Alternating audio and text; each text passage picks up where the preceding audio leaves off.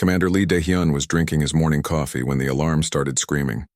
The hot liquid spilled across his desk as red lights flashed throughout the research station. New Seoul had been his home for 3 years now, floating peacefully around Jupiter like a metal moon. Nothing exciting ever happened here. Scientists did their work, engineers fixed things, and life went on in boring, predictable cycles. Not today. Commander, Lieutenant Park Jin-woo burst through the door, his face white with panic. Sir, you need to see this. Something big just appeared at the edge of our solar system. Dae-hyun wiped coffee from his uniform and followed the young officer to the main control room. The massive screen showed what looked like a wall of stars, but these stars were moving. Moving toward Earth. How many ships? Dae-hyun asked, though. His mouth felt dry. We stopped counting at 5,000, sir, replied Dr. Park Moran, the station's head scientist. Her hands shook as she pointed at the display. They're huge. Each one is bigger than our largest city. The communication panel beeped with an incoming message. The screen flickered, and suddenly the control room filled with a strange blue light. A figure appeared before them, so tall and alien that everyone stepped back in fear. The creature had 4 arms, skin like purple metal, and eyes that glowed like tiny suns. When it spoke, its voice sounded like thunder rolling across mountains. I am High Arbiter Veltharion of the Galactic Council, the alien said. We speak to the primitive species that calls itself human. Dae-hyun found his voice. This is Commander Lee Dae-hyun of the Earth Defense Station New Seoul. What do you want? The alien's mouth curved into what might have been a smile, showing teeth like crystal daggers. What we want is simple, little human. We want what all inferior species must. Give to their betters. We want tribute. Tribute. Dr. Park Moran stepped forward, her scientist mind working despite her fear. What kind of tribute? The standard arrangement, Veltharion said, as if explaining something to a child. 60% of your planet's resources, 40% of your population to serve as workers in our mines and factories. Complete surrender of all military technology. You have 1 rotation of your planet to comply. The control room fell silent except for the humming of machines. Dae-hyun felt his heart pounding in his chest. Around him, his crew stared at the alien with open mouths. And if we refuse? Dae-hyun asked. Veltharion's laugh sounded like metal, scraping against stone. Refuse? No species has ever refused the Council's generous offer. We have brought order to 10,000 worlds. We have civilized barbaric races across half the galaxy. You should feel honored that we even make this offer, instead of simply taking what we need. Dr. Park Moran was scanning the alien with her instruments. She caught Dae-hyun's eye and shook her head slightly. Whatever these creatures were, they were far beyond human technology. I need to contact Earth, Dae-hyun said. This decision is above my authority. Of course, Veltharion nodded. Speak with your leaders. Show them the wisdom of cooperation. We will wait at the edge of your system. Do not make us wait long. The hologram disappeared, leaving the humans alone with their fear. Within hours, every leader on Earth was in emergency session. President Moon Soyeon called from the Global Defense Council chamber, her face grim on the main screen. Commander, we've reviewed the alien fleet data. Our best military minds confirm what your Dr. Park suspected. These creatures have technology, centuries ahead of ours. Captain Kim Taejin of the Earth Defense Force joined the call from Mars Command. His weathered face showed years of military experience, but even he looked shaken. Sir, I've run every scenario through our war computers. If they attack with even half their fleet, Earth falls in less than 6 hours. What about negotiation? Asked Ambassador Choi Ji-won from the diplomatic station on Luna. Perhaps we can bargain for better terms. Dr. Park Moran had been working all day analyzing the alien transmission. She looked up from her computer with worried eyes. I've been studying their language patterns and references to other species. Everyone, I think we have a bigger problem. What do you mean? President Moon asked. They mentioned 10,000 worlds. I found traces of older transmissions in their signal. These aliens, they've done this before. Many times. Dr. Park's voice grew quiet. And I think I know what happened to those other species. She brought up a series of data charts on the main screen. Look at these energy signatures. Each conquered world shows the same pattern. First, the aliens arrive and demand tribute. The local species agrees. Then, over 50 to 100 years, the energy signatures change. Change how? Captain Kim asked. The worlds become empty. Not destroyed, just empty. Like all the original life was slowly drained away. Dr. Park looked around the room. I don't think tribute is where this ends. I think it's where it begins. The room fell silent as everyone understood what she meant. So our choices are fight and die quickly or surrender and die slowly. Captain Kim said grimly. Ambassador Choi cleared her throat. There might be a third option. What if we simply say no? Say no? President Moon looked confused. They have 5,000 warships. Yes, but they also seem to think we'll automatically agree. Their High Arbiter didn't even consider that we might refuse. What if that's their weakness? What if they've grown so used to easy victories that they can't handle real resistance? Commander Dae-hyun thought about this. The alien did seem surprised when I asked about refusing, like the idea had never occurred to him. It's still suicide, Captain Kim pointed out. Even if we catch them off guard, they still have superior numbers and technology. Maybe, said Dr. Park quietly. But they don't have something we do. What's that? President Moon asked. They don't have anything to lose. We do. We have Earth. We have our families. We have our freedom. Dr. Park stood up straighter. They're used to conquering species that see them as gods, but we're not going to worship them. We're going to fight them. The debate continued for hours, but in the end, the decision was unanimous. Earth would not bow to alien demands. 2 days later, High Arbiter Veltharian's massive face appeared, once again on screens throughout the solar system. His glowing eyes expected to see broken humans begging for mercy. Instead, he saw Ambassador Choi Ji-won standing calmly in the diplomatic chamber, her hands folded behind her back.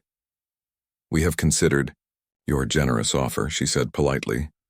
Good, Veltharian rumbled. You have chosen wisdom over foolishness. Actually, Ambassador Choi said with a small smile, we have chosen to decline. For the first time in 1,000 years, High Arbiter Veltharian of the Galactic Council was speechless. Decline? He finally managed. Yes, we appreciate your interest in Earth, but we must respectfully refuse your tribute demands. We hope you understand. The alien's forearms began to shake with rage. You refuse?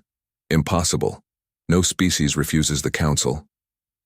Well, Ambassador Choi said calmly, I suppose. There's a first time for everything. The transmission ended, leaving the Galactic Council to face something they had never encountered before. A species that would rather die free than live as slaves. In the distance, Earth's small fleet began to move into defensive positions.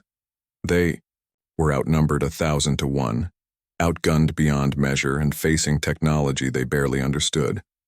But they were also human, and humans had never been very good at knowing when to quit. High Arbiter Veltharian stared at the empty communication screen for a full minute after the humans cut the signal. Around him, the command bridge of his massive warship buzzed with confused alien voices.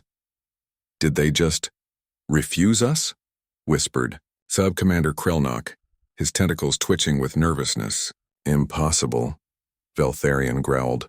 No species has ever refused the Council, not in 3,000 years of expansion. War Master Thexiron, a creature covered in armor-like scales, stepped forward. Perhaps they misunderstood our offer, High Arbiter. These humans seem primitive. Maybe their translation systems failed. Veltharian's forearms crossed over his chest as he thought. The Council had conquered over 10,000 worlds. Every single species had eventually bowed before their superior technology and numbers. Some fought briefly, but they always surrendered when they saw the futility of resistance. Send them another message, he decided. Give them time to reconsider. Perhaps fear will make them wiser. But inside the solar system, humanity was anything but afraid. They were busy. Admiral Song Hyun-woo stood in the secret command center buried 3 miles beneath the Rocky Mountains. The room hummed with activity as hundreds of officers worked at control panels that most people didn't even know existed. How long until they figure out what we're really doing? Asked General Lim Ji-ho, studying the holographic display showing alien ship positions. If we're lucky, not until it's too late, Song replied. He turned to engineer Nam Sul-gi, who was reviewing construction reports on a tablet. How are the hidden facilities? All 12 sites are working around the clock, Nam said with a tired smile. The aliens think we're panicking, but we're actually building faster than we ever have before. This was humanity's greatest secret. For 30 years, ever since the first radio signals from deep space suggested intelligent alien life, Earth had been preparing. Not for peaceful contact, but for war. Project Prometheus was the largest secret military program in human history. Hidden factories on the dark side of the moon, underground shipyards carved into asteroids, weapons testing facilities disguised as research stations. The beauty of it, explained Dr. Han Yoonji to her research team, is that the aliens expect us to think like them. They build big ships to show power. We build small ships to win fights. Her team was putting finishing touches on humanity's newest weapon, fighters so small and fast that alien sensors would barely detect them until 2i. Meanwhile, on Earth's surface, a different kind of preparation was taking place. News broadcasts showed panicking crowds, governments arguing, and military leaders who seemed helpless against the alien threat. It was all fake. Cut. That was perfect, called director Yoon Min-ho, as he finished filming another scene of terrified civilians running through the streets. Now let's get the shot of the military base looking overwhelmed. Every news feed, every public broadcast, every piece of information the aliens could intercept was carefully designed to make humanity look weak and divided. The real preparations happened in secret, far from alien eyes. Captain Bae Ji-han reviewed the deception plan with his strike team. Remember, if any alien scouts get close enough to scan our military bases, they need to see exactly what we want them to see. Old technology, small numbers, and humans who look scared. What about our real forces? Asked Lieutenant Kang Soo-young. Hidden until the moment we need them, Bae replied. The aliens think our entire fleet is maybe 50 ships. They have no idea we've built over 2,000 in the last 30 years. The deception went deeper than fake news and hidden ships. Humanity was also studying their enemy. Dr. Park Moran had been analyzing every second of the alien communications. Look at this, she told her team, pointing to complex wave patterns on her screen. Their technology is incredibly advanced, but it follows predictable patterns. What do you mean? Asked her assistant, Dr. Ko Min-seok. They've been conquering primitive species for so long that they've forgotten how to fight equals. Their ship formations, their communication protocols, even their weapons. Everything is designed for fighting enemies who can't fight back effectively. This was information that Admiral Song's military planners found very interesting. So they're used to easy victories, mused Colonel Ryu Jung-soo during a strategy meeting. What happens when they face an enemy that actually fights back intelligently? We're about to find out, replied Captain Oh Sang-hoon, reviewing attack plans for the 10th time that day. 3 days after humanity's refusal, the aliens made their first move. A smaller fleet of only 500 ships appeared closer to Earth, taking position near Mars. High Arbiter Veltharion's message was broadcast across every human communication channel. People of Earth, his voice boomed, you have seen our power. 5,000 ships wait at your system's edge. 500 more now guard your outer planets. Your military leaders know they cannot win. Your scientists understand our technology is superior. End this foolishness. Accept our generous tribute terms before we lose patience. The broadcast showed images of the alien fleet, massive ships that dwarfed anything in human space. Weapons that could crack planets. Technology that seemed like magic. On Earth's surface, the panicked response was immediate. Crowds gathered in streets, demanding their leaders surrender. News anchors spoke of humanity's hopeless situation. Military. Experts explained why resistance was impossible. But in the hidden command center, Admiral Song smiled. They're positioning exactly where we expected, he told his staff. They want to intimidate us, so they're putting their ships where we can see them clearly. That makes them sitting targets, added Commander Shin Haejin, who was coordinating the defense satellites that the aliens didn't know existed.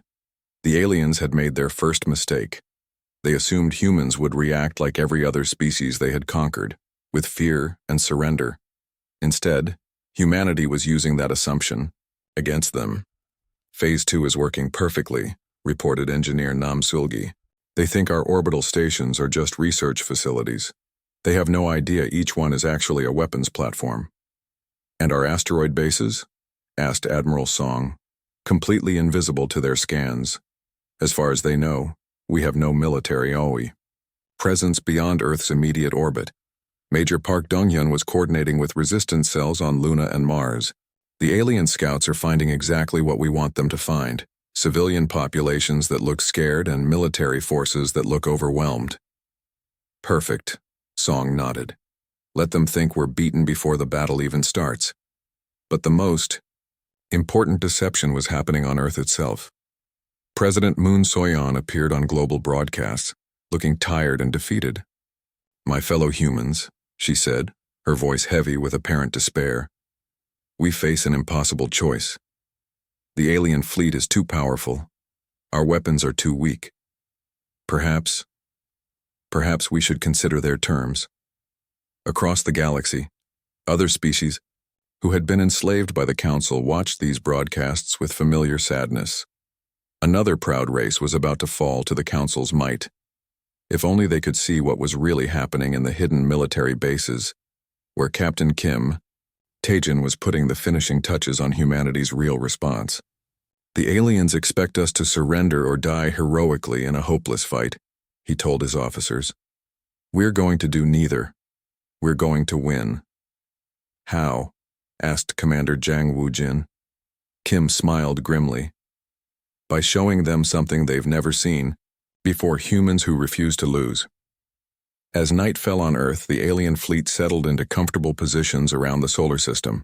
High Arbiter Veltharion was confident that another day or two of pressure would break human resistance.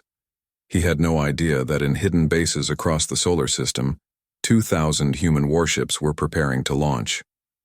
He didn't know about the weapons that had been designed specifically to counter alien technology. He couldn't imagine that the primitive species below was about to teach the Galactic Council a lesson they would never forget. The aliens wanted tribute. Humanity was preparing to give them something very different, something that would shake the foundations of the galaxy itself. The day of reckoning came exactly 1 week after the aliens' ultimatum. High Arbiter Veltharion stood on his command bridge watching Earth through the massive viewing screen. The small blue planet looked so peaceful, so helpless. Around him, his officers prepared for what they expected to be a simple demonstration of power. Any word from the humans? He asked Sub-Commander Krelnok. Nothing, High Arbiter. Their leaders have been silent for 2 days. Our scouts report panic in their cities and arguments among their governments. Veltharion nodded with satisfaction. Fear has finally made them wise.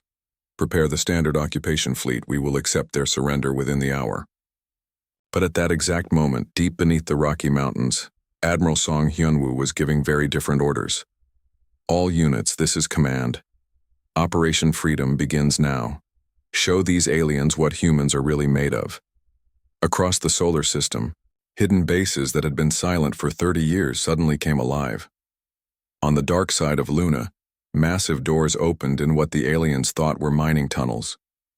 Captain Baejihan's strike force launched from the hidden shipyard, their small fighters moving like angry hornets toward the alien fleet. Remember, he told his pilots over the radio, we're not trying to win a fair fight. We're trying to survive an unfair one. Use every trick you know. The first alien commander to spot the human ships couldn't believe his sensors. High Arbiter, War Master Thexiron called out in confusion.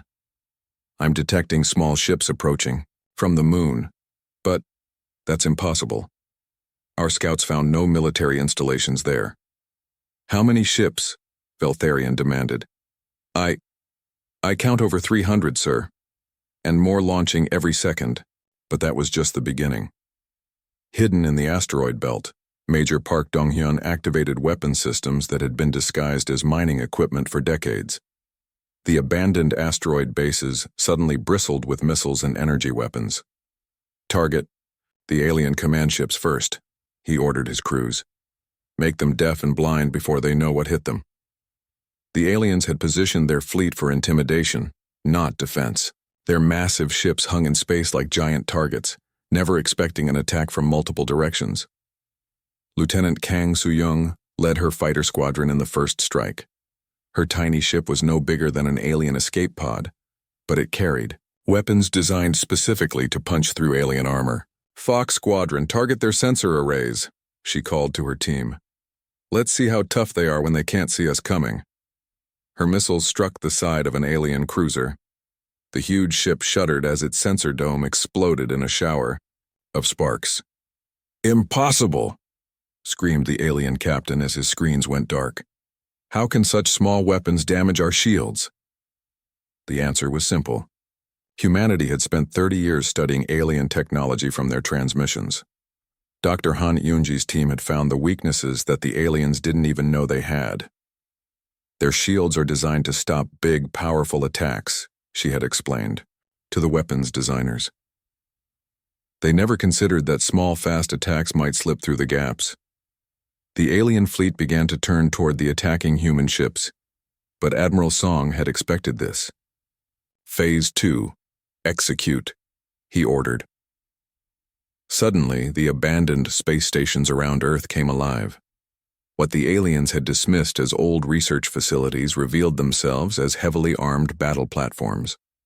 Commander Shin Hye-jin coordinated the surprise attack from her hidden command center on one of the stations. All platforms fire at will. Target their engines first. Make them sitting ducks.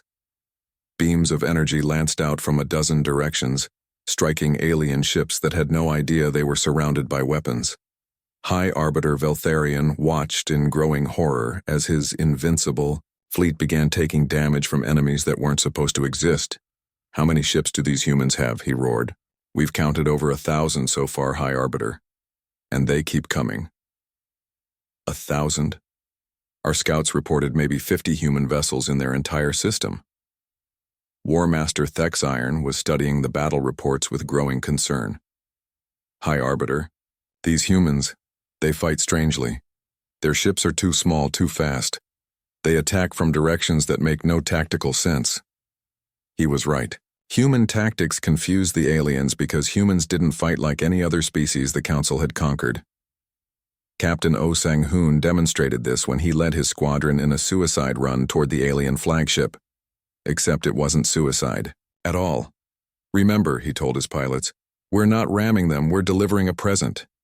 His fighters screamed toward the massive alien ship, dodging defensive fire. At the last second, they released their cargo, boarding pods filled with human marine, and peeled away. The aliens expected the humans to crash into their hull. Instead, they found enemy soldiers cutting through their airlocks. Colonel Ryu Jung-soo led the boarding party into the alien ship's corridors. The massive aliens had never fought enemies inside their own vessels before. Move fast, hit hard, and don't give them time to think, he ordered his men. The humans moved through the alien ship like ghosts, using maintenance tunnels and service shafts that the larger aliens couldn't fit through. They struck at critical systems and disappeared before the enemy could respond. But the real surprise came when Admiral Jang Woo-jin revealed humanity's secret weapon. All units, prepare for gravitational assault, he announced. The aliens had no idea what this meant until human ships began using the planets themselves as weapons. Commander Kim Yuna led her squadron around Jupiter, picking up speed from the giant planet's gravity. When she emerged on the other side, her ships were moving so fast that alien sensors couldn't track them. Physics is the same everywhere in the universe, she explained to her pilots. But humans are the only ones crazy enough to use entire planets as slingshots. Her attack hit the alien rearguard like a hammer blow. Ships that had been untouchable moments before exploded under the impact of human vessels moving at impossible speeds. High Arbiter Veltharion realized he was not fighting a normal battle. These humans used tactics that violated every principle of civilized warfare. They hide among asteroids like pirates, complained one of his commanders. They attack from multiple directions at once, said another. Their ships are too small to be proper warships, added a third.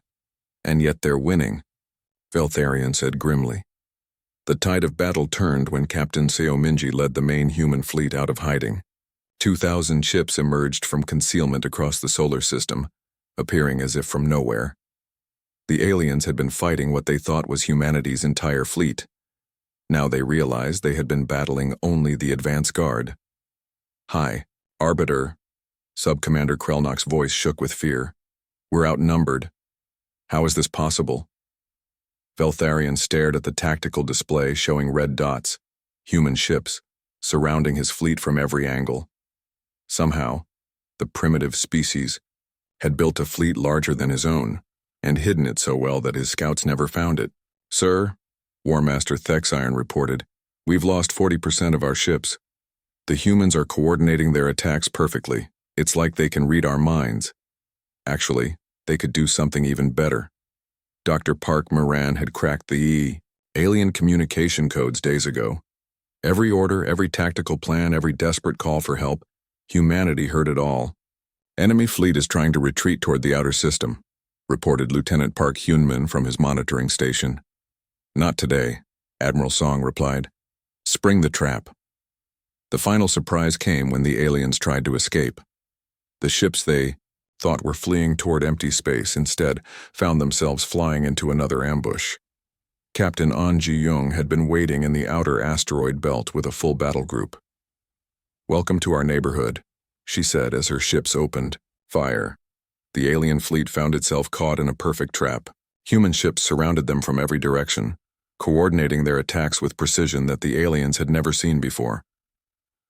High Arbiter Veltharion watched his mighty fleet being torn apart by enemies he had dismissed as primitives just hours before.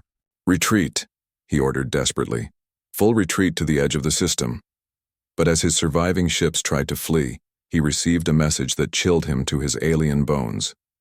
"High Arbiter," came a calm human voice over the radio. "This is Admiral Song Hyun-woo of the Earth Defense Force. Your forces are surrounded. Surrender now and we'll allow you to leave our system alive." For the first time in 3,000 years, a Galactic Council fleet was being offered terms by its intended victims. The Galaxy was about to learn that humanity didn't just know how to fight, they knew how to win. News of humanity's victory spread across the galaxy like wildfire. On the mining world of Kepler 442b, a slave named Zethka heard the impossible story from a smuggler's radio. Humans, a species no one had ever heard of, had defeated a full Galactic Council fleet. "It's not possible," whispered his fellow worker, afraid the Council guards might hear. No one beats the Council, but deep in the mines, hope began to grow for the first time in generations. Back in the solar system, High Arbiter Veltharion limped away with barely half his fleet intact. His massive ships, once symbols of unstoppable power, now bore the scars of human weapons. But his humiliation was just beginning. Admiral Song Hyun-woo stood in the command center, studying reports from across the galaxy. "The alien communication networks are buzzing," reported Dr. Park Moran. "Every species under Council rule has heard about our victory." "Good," Song replied. "Let them know that the Council can be beaten." General Lim Jiho approached with a tablet full of intelligence data. "Sir, we've been monitoring Council military movements. They're pulling ships from occupied worlds to form a larger fleet." "How much larger?" Song asked. "At least 10,000 ships, maybe more." Song nodded grimly. "They're not going to underestimate us again." But humanity had no intention of sitting back and waiting for the next attack. Captain Seominji was already preparing for Phase 2 of their plan. "Ladies and gentlemen," she addressed her crew aboard the newly formed Liberation Fleet, "we're not just defending Earth anymore. We're going on the offensive." Her first target was the prison world of Vega 7, where the Council kept political prisoners from dozens of species. Major Park Dong-hyun led the assault team that would free them. "Remember, he told his soldiers as their ships approached the heavily guarded planet. We're not conquerors, we're liberators. These people have been waiting for freedom for centuries. The attack on Vega 7 showed the galaxy something new. Instead of destroying the alien guards, the humans captured them. Instead of taking the planet for themselves, they handed control back to the freed prisoners. Why? Asked Keflon, a former rebel leader who had been imprisoned for 50 years. Why do you free us and ask for nothing in return? Commander Kim Yuna smiled as she helped distribute supplies to the liberated prisoners. Because everyone deserves to be free. It's that simple. Word of the prison break reached every corner of the galaxy. For the first time in millennia, species under council rule began to believe that resistance was possible. On the industrial world of Proxima 12, factory workers started sabotaging production lines. On the agricultural planet of Wolf 3559C, farmers began hiding food from council tax collectors. Across 100 worlds, the seeds of rebellion began to sprout, but the council was not finished. War Master Korthagan, commander of the Supreme Fleet, was everything that High Arbiter Veltharion was not: experienced, ruthless, and smart. These humans are dangerous, he told his assembled fleet commanders. They don't fight like civilized species, they fight to win using any method necessary. Then we crush them with overwhelming force, suggested one commander. No, Korthagan shook his massive head. Force alone didn't work. We need to be smarter. His plan was brutal in its simplicity. Instead of attacking Earth directly, he would strike at human colonies and force them to spread their fleet thin. Then, when the humans were scattered, he would hit their home world with everything he had. Captain Jung Hunmin was commanding the human outpost on Europa when the Council's new strategy became clear. Admiral, he reported over subspace radio, they're hitting our mining operation on Ceres. Civilian casualties are heavy. Same here, reported Commander Hong Jae-won from the research station on Titan. They're targeting non-military sites. They want us to split our forces. Admiral Song faced an impossible choice. If he kept the fleet together, innocent people would die. If he spread out to protect everyone, Earth would be vulnerable when the main alien fleet arrived. Sir, suggested Captain An Ji-young, what if we don't play their game? What do you mean? Song asked. They expect us to react like every other species, protect our territory and fight defensively. What if we do the opposite? What if we take the fight to them? Dr. Ko Min-seok had been studying Council military doctrine for weeks. The captain is right, he said excitedly. Look at this pattern. Every time the Council faces resistance, they follow the same playbook. Divide the enemy, then destroy them piece by piece. But what if the enemy refuses to be divided? Mused Admiral Yoon Sang-wook, who had just arrived from the Mars Defense Station. Song made his decision. We're not going to protect territory. We're going to protect people. All people, human and alien alike. The next phase of the war shocked everyone, including humanity's own allies.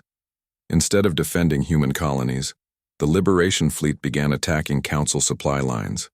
Captain Bae Ji-han led lightning raids on alien depot ships, stealing weapons and supplies that were then given to rebel groups across the galaxy. We're not building an empire, he explained to his confused pilots. We're destroying one. Lieutenant Kang Soo-young discovered this when she led a rescue mission to save Council prisoners who were being transported to a slave camp. These aren't even humans, her gunner pointed out as they watched alien prisoners board their rescue ships. So? Kang replied. They're still people. The psychological effect was devastating to Council morale. For 3,000 years, they had been the galaxy's bullies, taking what they wanted and crushing anyone who resisted. Now they were fighting an enemy that seemed more interested in helping others than helping themselves. War Master Korthagan found himself fighting a kind of war he had never seen before. Every time we attack a human position, they abandon it and strike somewhere else, he complained to his staff. Every time we think we have them cornered, they disappear and free another prison world. They're like ghosts, muttered one of his commanders. No, Korthagan said grimly. They're like a virus. They're spreading rebellion everywhere they go. The situation grew worse when other species began copying human tactics. On the factory world of Bernard's star, alien workers used human-supplied weapons to overthrow their council overseers. On the mining planet of Ross 128, prisoners used human-taught strategies to escape and join the growing rebellion. Colonel Ryu Jungsu was coordinating with rebel forces across 12 star systems when the message came in that changed everything. "Colonel," his communication officer called out, "we're receiving a transmission from the Altair system. The local species there, they're asking for help overthrowing their council governors." "How many species have contacted us now?"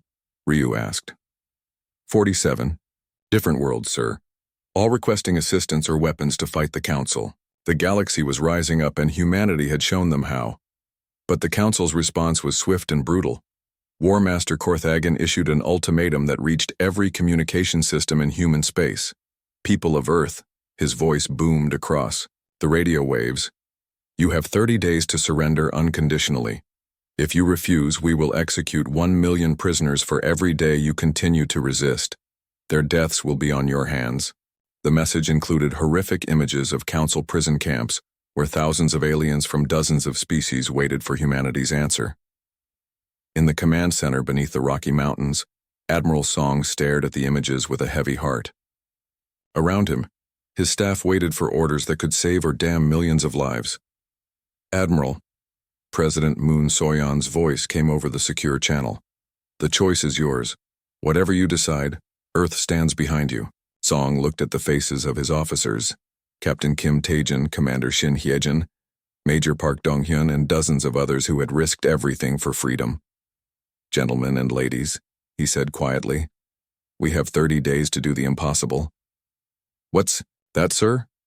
asked Captain Oh Sang-hoon. Song's eyes hardened with determination. "We're going to free every single one of those prisoners, all of them. And then we're going to end the Galactic Council forever."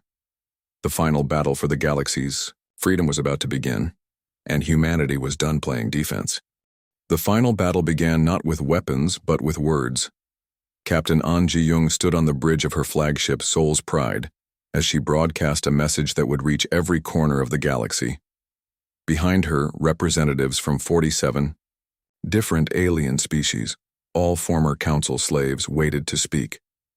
"People of the galaxy," she began, her voice calm but strong. "For 3,000 years, the Galactic Council has told you that resistance is hopeless. Today we prove them wrong." War Master Korthagen watched the broadcast from his command ship with growing anger. His supreme fleet, over 10,000 vessels, surrounded the solar system like a metal wall. He had enough firepower to turn every planet into space dust. "Surrender now," he transmitted back, "and we will only execute half the prisoners." But Ji-young wasn't finished. "We want to show you something the Council doesn't want you to see." The broadcast switched to images that made beings across the galaxy gasp in shock. Dr. Ko Min-seok had spent weeks gathering evidence from freed prison worlds, documents, recordings, and testimonies that revealed the Council's true nature. "The tribute system is a lie," Ji-young continued. "The Council doesn't want to rule you. They want to consume you. Every species that has served them has eventually been erased from existence." She showed population records from conquered worlds. Planet after planet showed the same pattern, slow decline over generations until the original species simply disappeared. "The Council are not governors," she said. "They are parasites." On distant worlds, billions of aliens watched in growing horror as the truth about their masters was revealed. The Council hadn't brought order to the galaxy. They had brought death disguised as civilization. Korthagen cut the transmission with a snarl of rage. "Enough. All ships, begin the attack. Destroy every human vessel you find." The Supreme Fleet moved forward like an avalanche, but Admiral Yoon Sang-wook was ready for them. "All units, execute Operation Liberation," he commanded. What followed was unlike any battle the galaxy had ever seen. The humans didn't meet the alien fleet head-on.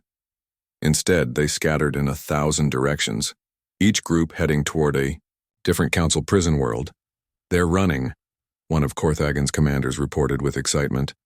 "No," the War Master said grimly, studying the tactical display. "They're rescuing." He was right. While his massive fleet was gathered around Earth, humanity was launching the largest prisoner rescue operation in galactic history.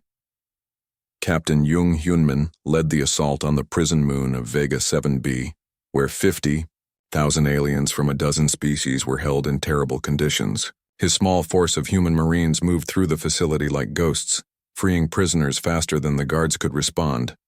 "Remember," he told his men as they cut through another locked door, "these people have been waiting for freedom their entire lives. Let's not keep them waiting any longer." Meanwhile, Commander Hong Jae-won was attacking the slave labor camps on Proxima 15. Instead of destroying the facilities, his engineers quickly converted them into refugee centers where freed slaves could recover and plan their return home. "Why? Do you help us?" asked Velkari, an elderly alien whose species had been enslaved for 6 generations. "What do you gain from our freedom?" Hong smiled as he helped distribute medical supplies. "We gain allies. We gain friends. We gain a galaxy where everyone is free to choose their own path." But the real surprise came when other species began joining the fight. On the mining world of Wolf 359C, the human rescue team found that the local population had already freed themselves and was holding their council overseers prisoner. "We heard your broadcast," explained Thekmar, a former mining supervisor who now led the rebel government. "We decided not to wait for rescue." Across the galaxy, the pattern repeated. Species that had been enslaved for centuries suddenly remembered what freedom felt like and began fighting for it themselves. War Master Korthagen found his empire crumbling around him. "How many worlds have rebelled?" he demanded from his intelligence officer. "Over 200, sir, and the number grows every hour." "And the prison worlds?" 43 have been liberated by human forces. Another 20 have freed themselves." Korthagen stared at the tactical display in disbelief. In just 30 days, humanity had accomplished what he had thought impossible. They had sparked a galaxy-wide revolution, but his humiliation was not complete. Admiral Song Hyunwoo had saved the best. Surprise for last. "All Liberation Fleet units return to Earth coordinates. It's time to finish this." The scattered human ships began converging on the solar system, but they weren't alone. With them came ships from every species they had freed, a massive fleet representing hundreds of worlds and dozens of different civilizations. "Impossible," breathed Sub-Commander Krelnock as the alien fleet appeared on their sensors. "They have over 15,000 ships. And they're all different designs," added another officer. "Different technologies, different weapon systems. How do we fight an enemy that has no standard tactics?" The answer was simple. They couldn't. The Free World's fleet, as it came to be called, surrounded the Council's supreme fleet using strategies that no single species could have developed alone. Human speed combined with Altarian shields, Vegan weapons merged with Proximan sensors, and tactics that drew from the military traditions of 100 different worlds. Captain Seo Minji coordinated the final assault from her position aboard the flagship New Earth. Around her, alien officers who had been slaves just weeks before worked alongside human crew members as equals. "All ships," she broadcast to the massive fleet, "remember why we fight. Not for conquest, not for revenge, but for the right of every being to live free." The battle was swift and decisive. The Council's ships, designed to intimidate primitive enemies, couldn't cope with the coordinated assault of united free worlds. War Master Korthagen found his flagship surrounded and disabled within hours. When the boarding party arrived, he expected to face human soldiers ready to execute him. Instead, he met Colonel Ryu Jung-soo, who offered him a chair and a cup of water. "You're not going to kill me?" Korthagen asked in confusion. "We don't kill prisoners," Ryu replied simply, "but we have some questions about other Council fleets and prison facilities." "You expect me to betray my own people?" Ryu leaned forward. "Your people? Look around you, War Master. Your people abandoned you the moment this battle started going. Badly. Every other Council fleet in the galaxy has either surrendered or fled to the Outer Rim." It was true. Without the Supreme Fleet to enforce their will, the Galactic Council had collapsed almost overnight. 3,000 years of empire had crumbled in 30 days. President Moon Soyeon addressed the galaxy from the newly established Free Worlds Assembly on Luna, Representatives from over 300 species filled the Great Hall, each one free to speak their mind for the first time in generations. Today marks the end of the Galactic Council, she announced to cheers from the assembly. But more importantly, it marks the beginning of something new. A galaxy where cooperation replaces conquest, where diversity is celebrated instead of suppressed. Ambassador Choi Ji-won stood to address the assembled representatives. Humanity offers our friendship and assistance to any world that wants it. But we will never rule over you. That choice belongs to you alone.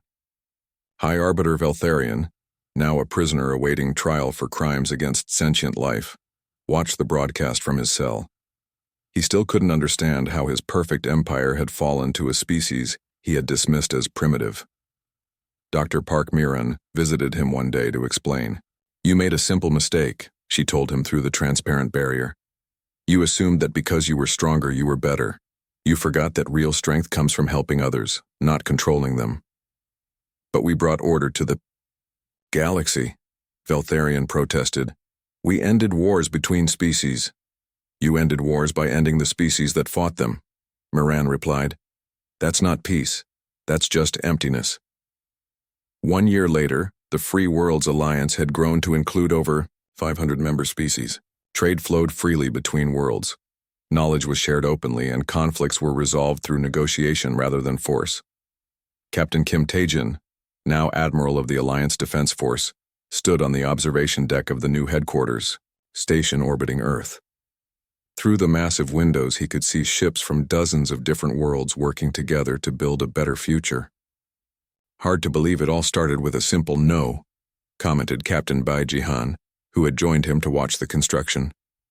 "Sometimes the most powerful weapon is the willingness to use it," Taejin replied.